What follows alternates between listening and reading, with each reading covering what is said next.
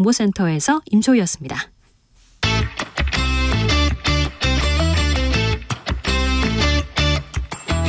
최고와 최고가 만났다. 자존심 강한 두 최고위원들의 대결, 최고의 정치. 정미경 전 국민의힘 최고위원 어서 오세요. 네, 안녕하세요. 서은숙 더불어민주당 최고위원 어서 오세요. 네, 반갑습니다. 정미경 최고위원님, 양천 분위기는 어떻습니까? 서울 분위기는 어떻습니까? 아직까지는 잘 이렇게 표심을 네. 잘 모르겠어요. 아니, 사람들이 지나가면 정미경 왔다 좋아는 하더라고요. 네, 네. 좋아는 하는데 네. 그런데 자, 민심이 어떻습니까? 수도권 민심. 지금 사실은 그 국회의원들 욕 바가지로 먹고 있습니다. 네. 예, 왜냐하면 국회를 없애야 된다. 네. 국회의원 숫자 줄여야 된다. 저 보면 네. 다 그 얘기 하세요. 네. 그다음에 거짓말 너무 많이 한다고 그러고 네. 그다음에 사실 이재명 대표 욕 많이 먹습니다. 네. 윤석열 대통령도 욕 많이 먹습니다. 네. 근데 저건 저분이에요. 네. 그쪽 이렇게 그래. 자, 말씀하세요. 네. 그래서 정치가 사라졌다. 뭐 하고 있냐 이런 얘기하죠. 아니 이제 전부 다 이재명 대표 단식 얘기를 이제 제가 국민의힘이기 때문에 이제 저한테 말씀을 많이 해주시는 분은 어떻게 보면 그 우리의 그 국민의힘 쪽에 계신 네. 분들이 다 많을 거 아니겠어요? 네, 그러니까 이재명 대표 단식에 대한 얘기 걱정하는 거. 이 도대체 대한민국에 지금 어떻게 보면 나라나 국민 생각하는 사람이냐? 네. 그런 정치인이 있냐? 네. 예, 그렇게 막 한탄을 하시는 것 같아요. 그렇습니까? 그다음에 경제가 이제 어려운 얘기는 뭐 기본이고요. 그래요. 경제가 어려운데 왜 지금 이념이냐 이런 얘기는 안 합니까? 그런 얘기는 안 하세요. 안 하세요? 예. 네. 그거는 우리 국민들께서 다 진실을 알고 계시는 것 같아요. 왜냐하면 처음에 이념 도발을 한 건 문재인 정권이고 문재인 대통령이라는 걸 아시기 때문에 그러시는 것 같아요. 국민들이 아이고 지금 이념이 몇 말이냐 이래서 알아서 그냥 얘기 안 하는 건 아닙니까? 글쎄요. 그러니까 이게 저는 네. 이렇게 생각합니다. 네. 그러니까 도발한 사람이잖아요. 정당방위라던가 정당 행위 있잖아요. 네. 도발한 사람이 누구냐가 우린 굉장히 중요한데 저는 대한민국 역사에서 그 어떤 대통령도 문재인 대통령처럼 자기의 이념을 가지고 이 대한민국 정체성을 흔든 사람은 없었다고 봐요.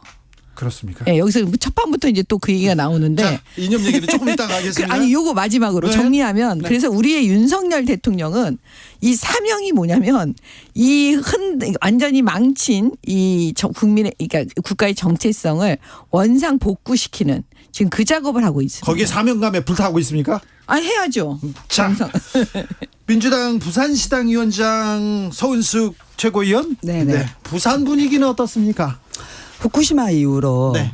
정부에 대한 원망이 많이 높아졌습니다. 그렇습니까? 네, 일단은 뭐 수산업자나 횟집이 어려운 건 사실인데 그것과 별도로 국민들이 느끼는 시민들이 느끼는 후쿠시마 오염수에 대한 위험성에 대한 불안감들이 높다라는 것이고 네. 왜 정부가 후쿠시마 오염수 방류에 따라서 도대체 우리나라에 무슨 이득이 있다고 후쿠시마 오염수를 방류하는 것이지? 네. 이런 불만들이 많으시죠. 그렇죠. 예, 예. 그 정치권. 불만이 제가 그러니까 아침에 피켓팅을 하거나 거리에 나가서 시민들을 만나보면 표현을 하세요. 네. 예전에는 그냥 지나가던 분들이 네.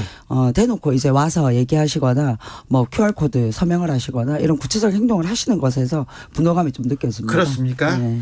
이번 그 총선 부산에서 민주당의 선전 확신하십니까? 네. 지난번 총선에서는 몇 지난번 석? 총선에서는 평균 득표는 43%였는데 많이 얻었네요. 의석은 3개밖에 못 가져왔습니다. 의석 3개. 네. 저는 이게 굉장히 문제 있다고 생각하고요. 네. 43%의 득표면은 의석수 한 8개는 돼야 되거든요. 그만큼은 내년 총선에서 가져오도록 하겠습니다. 그렇습니까? 자, 이 문제부터 물어봐야 되겠습니다. 검사 출신 정미경 의원님. 이화영 경기부지사가 검찰의 집요한 압박 때문에 대북 송금에 이재명 관련된 것처럼 허위 진술했다 이렇게 얘기했습니다. 앞으로 검찰 수사에서도 굉장히 논란이 될 것 같은데요. 무슨 논란이 되겠어요. 그 이화영 부인의 집요함에 이화영이 무너진 거죠, 그냥. 그래요? 그러니까 지금 이 김광민이라는 사람도 민변 출신이고 그다음에 더불어민주당의 경기도 의원이잖아요. 이화영 부지사의 변호인입니다. 네. 네. 예. 그다음에 그분이 사실은 선임을 누가 했겠습니까? 그 배우자. 지금 문제가 되는 이화영의 부인 그분이 했다라고 지금 알려져 있잖아요. 그렇기 때문에 결국은 이화영 부인이 선임한 사람이니까 이건 이화영의 변호인이라고 보기가 어렵죠. 실질적으로는. 그러면 결국은 이화영 부인의 뜻에 따라서 제출된 진술서라고 보여지기 때문에 그거를 뭐 그거에 속는 판사나 검사가 있겠습니까? 아니 부인이 아무리 주장을 했다고 하더라도 이화영 부지사가 직접 글을 썼는데요. 그래도 그렇습니까? 그렇죠. 왜냐하면 잘 보세요. 지난번에 저는 제가 이제 그 검사를 했고 네. 또 변호사를 해보기도 하고 지금도 하고 있지만 그 법정에서 피고인의 배우자가 저렇게 난리치는 거 처음 봤어요. 보통은 다 보통 그걸 구금 비슷하게 하거든요. 판사들이. 근데 저렇게 난리를 치는 사람도 처음 봤고 그다음에 김형태라는 변호인이 가서 피고인의 뜻에 맞지 않는 그 진술서나 증거 인부서 내는 것도 처음 봤어요.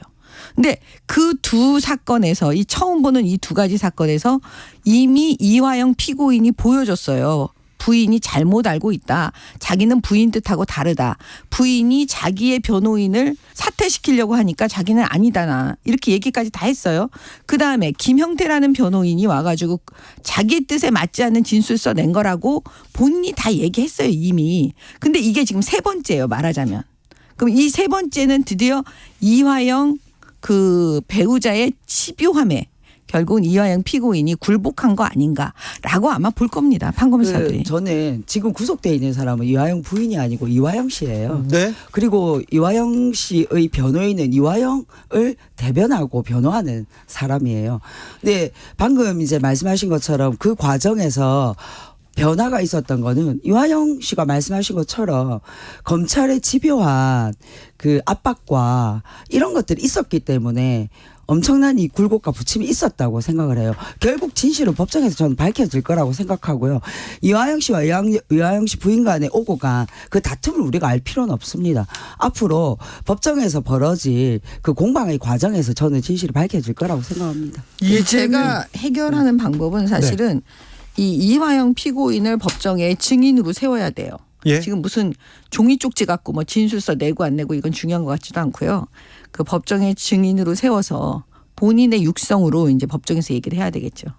그러면 그걸 보고 또 이제 위증인지 아닌지를 또 검찰은 여러 가지 증거 자료를 갖고 있기 때문에 그걸로 판단할 겁니다. 왜냐하면 그 검찰에서 이화영이 진술한 이재명이 방북 사실을 알았고 보고했다라는 그 내용에 그거는 아마 영상으로 다 촬영이 됐을 거예요. 그런 정도의 중요한 사건이면 네, 다 벌써 다 보통은 나왔겠죠. 영상에서 다 촬영이 됐기 때문에 그 영상을 법정에서 틀면 다 알아요.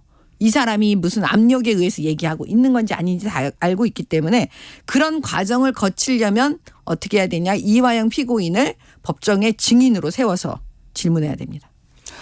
네. 이재명 대표 단식 중입니다. 그런데 네네. 검찰 소환 앞두고 있습니다.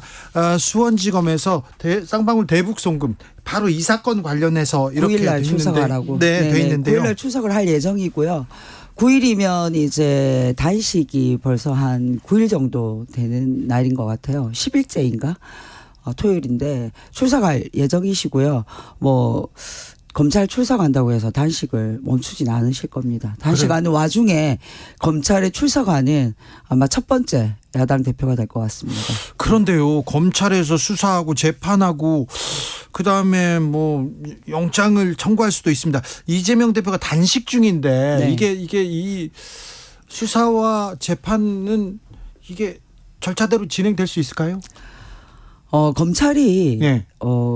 나오라고 하면 나가야 되는 거 아닌가요? 할 수 없죠. 그래도 이 와중에도 불구하고 조율할 수도 있죠. 예. 근데 조율할 수도 있음에도 불구하고 단식 중인 야당의 대표를 법정에 불러 세우는 그리고 조사받으러 오라고 하는 지금의 이 검찰 굉장히 저는 비정한 검찰이라고 생각합니다.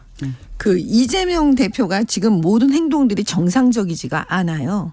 정상적일 때나 조율을 하는 거예요. 지금 뭐 조율을 한두 번 해봤나요? 근데 보세요. 저는 맨날 끌려갈 때 조율합니다. 그러니까 네.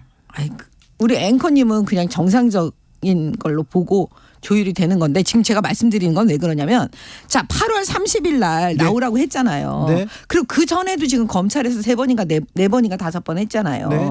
그러면 그런 과정 속에서 검찰이 지금 한두 번 조율한 게 아니거든요. 네. 그러면 조율하는 과정이 이미 끝났어요. 모든 아니 게. 그건 제가 봤을 때 조율이 아니라 아니. 검찰이 본인이 필요한 시기에 나오라고 요구한 것이지 양쪽의 입장의 조율이라는 것은 예를 들면 의회 일정이 국회 일정이 있어서 혹은 당의 일정이 있어서라고 얘기했을 때 검찰이 그것을 받아들이지 않고 본인들이 요구하는 날짜에만 나오라고 얘기하니까 조율이 안 되는 거죠. 이제 네. 그러면 법원은 검찰은 예를 들면 이 사람이 네. 정상이다 아니다라는 판단에 따라서 조율을 하고 안 하고를 결정하나요? 네. 지금 그 보통의 우리 국민이 피의자인 경우에는요. 그 보통 조율을 한두 번 해요. 네, 그럼 네. 맞춰요. 네. 근데 이재명 대표는 범죄가 너무 많아요. 그러니까 이게 조율하는 것도 사실 너무 많아야 아니 되는 검찰에서 거예요. 부르는 것은 그 그다음에 범죄를 입증하기 위해서 부르는 것이지 범죄가 있다라고 판단할 수는 없는 그래서 거죠. 네. 지금 뭐냐면 그 8월 30일 날 안 나오셨죠.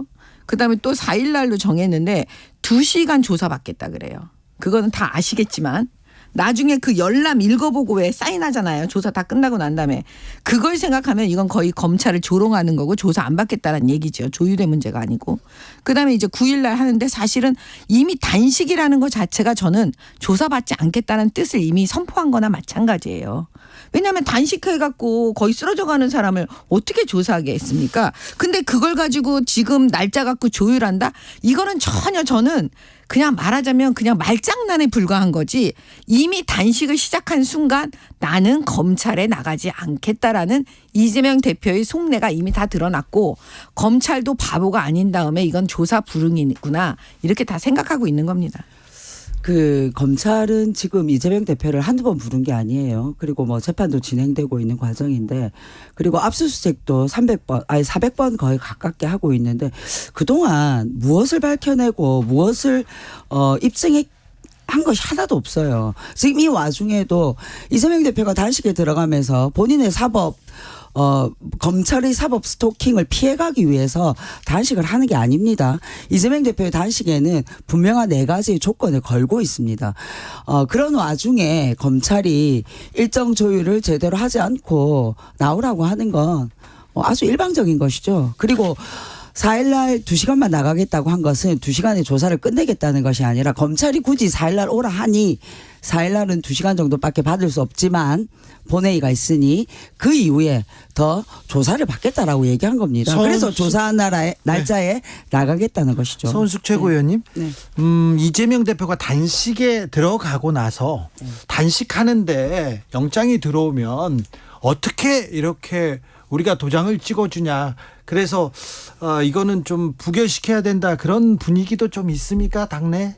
이재명 대표 단식 이후에 민주당이 네. 좀 똘똘 뭉치는 분위기는 맞지요? 검찰의 무도함에 대해서 점점 더 의원들이 그 현실을 알아가고 있는 상황인 건 맞죠. 그러면 네. 영장이 청구되면 어떻게 네. 민주당은 어떻게 선택합니까? 뭐 그때 닥쳤을 때 또 논의해야 되겠지만 여러 가지 의견들이 있고 들어왔을 때는 또 뭐 논의해야 될 내용이 있지만 저는 뭐 저 개인적으로는 네. 지금 영장이 들어왔을 때는 당연히 부결해야 된다고 생각합니다. 부결이요? 네. 바로 질문 잘하셨어요. 바로 그 부결 그걸 노리고 지금 단식하는 거예요. 그렇다고 그렇다고 밥을 굶고 아니, 있는 지금 사람에게 검사를 조사를 지금 받으러 나오라고 문제는 하는 건 뭐냐면 무리죠. 바로 그런 지점 지금 얘기하시잖아요. 이런 여론을 만들려고 지금 단식하는 거라니까요. 그래서 뻔해요. 그냥 내용이 안 봐도. 아니 제가 봤을 네. 때 지금 검찰이나 국민의힘이나 윤석열 정권은 모든 게 다 이재명으로 가는 것 같아요. 그래서 자꾸만 이걸 무슨 사법 리스크라고 얘기를 하는데 저는 오히려 검찰이나 이 정부가 이재명 대표에 대한 사법 스토킹을 하고 있는 단계라고 생각합니다. 강서로 아니 가보겠습니다. 잠깐만 네. 불체포 특권 포기한다고 이재명 대표가 얘기했는데 불체포 특권은 그걸 당론으로 세상에 정해진 게 아니고요. 그 네. 실제 충분히 들었어요. 판사 앞에 가야 되잖아요. 네. 그죠?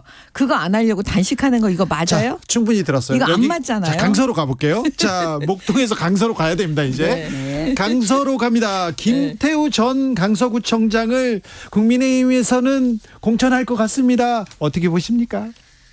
공천해야죠. 공천해야 됩니까? 네. 이분 대법원에서 유죄 판결을 받은 지 몇 달 안 됐어요. 이분 때문에 그 보궐선거가 열리는데 공천해야 됩니까? 그 공익 제보자예요. 김태우 우리 그 다른 구청장은 공익 제보 말고 다른 부분으로 유죄 받았잖아요. 아니 그러니까 제가 그거 말씀드리려고 그래 짧게. 법령이라니까. 그렇죠. 그러면 공익 제보와 공무상 기밀 누설은 종이 한 장 차이인 거예요. 어떤 관점에서 바라보느냐에 따라서 공무상 기밀 누설이 되느냐 아니면 공익 제보자로 공무상 기밀 누설이 안 되느냐예요. 근데 이 대법원 판결은 되게 잘못된 게 왜 그러냐면 공익 제보면 제보여야 되는데 네. 그걸 갖다 동기를 또 갈라치기. 동기. 아니, 그래도- 순수한 동기냐 아니냐. 예를 들어서 누설 동기에 뭐 의심스럽다 어쩌다. 그게 똑같은 게 뭐냐면 지금 김명수 대법원장 체제하에서요. 저는 이런 판결 처음 봤고요. 그런데요. 그다음에 잠깐만요. 잠깐만 또 하나 있어요. 자, 보수의 심장 같은 분인데 정미경. 그런데 대법원 판결인데 대법원 판결은 존중해야죠. 이렇게 아니 그러니까 저도 답답해서 그래. 그러니까. 나 답답한 게 뭐냐면요. 네. 대법원장이 대법관이 좀 다워야 되잖아요. 대법원 다워야지. 판사는 판사 다워야지. 대법원장은 대법원장 다워야지. 아니 우리도 다 법조인이고 그렇게 공부 열심히 해서 판결 수사하고 판사들이 판결 쓰고 이러는 건데 이런 우리들도 인정하지 못하는 대법원 판결이 그게 어떻게 인정을 합니까? 아니 근데 그 다음은 제가 볼 누가 때는 판단하는 잠깐만요. 건가요? 저 네? 마지막 마무리할게요. 예를 들어서 이재명 그 공직선거법 위반 과거에 살려준 거. 예? 네. 예. 그거에 대해서 뭐냐면 방송 토론 중에 소극적으로 거짓말하는 거는 괜찮다.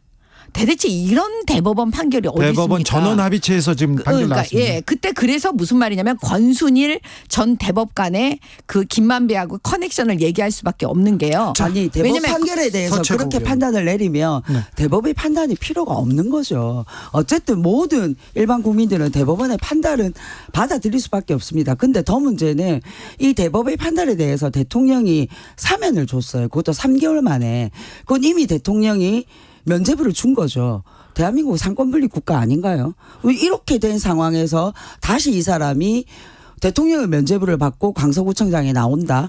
이것은 뭐 정권 심판이다, 중간 선거다. 이 모든 걸 떠나서 강서구민들의 입장으로 봤을 때는 말이 안 되는 이야기죠. 말이 안 되는데 네, 민주당한테는 땡큐 아닙니까? 아, 네, 뭐 민주당에겐 땡큐일 수 있으나 이 상황 자체가 저는 굉장히 코미디 같은 상황이라고 그래요? 생각합니다. 네. 김명수 대법원장이 잘못한 거를 그걸 갖다가 그 원상복구 시킬 수 있는 유일한 방법은 대통령이 갖고 있는 특별 사면밖에 없어요. 특별 사면했잖아요. 예. 그래서 지금 윤석열 대통령은 그 카드를 쓸 수밖에 없었다 저는 보고요. 앞으로 이런 문제로 그 공익제보의 그 동기를 갈라치기해서 이럴 경우에는 공익제보고 이럴 경우에는 아니다라고 할 것 같으면 공익제보자 제도를 없애버려야 돼요. 아니 자, 공익제보자가 지은 죄는 모든 죄는 다 면제가 되나요? 자, 잠깐만요. 그러니까 아예 없애버려야 된다니까요.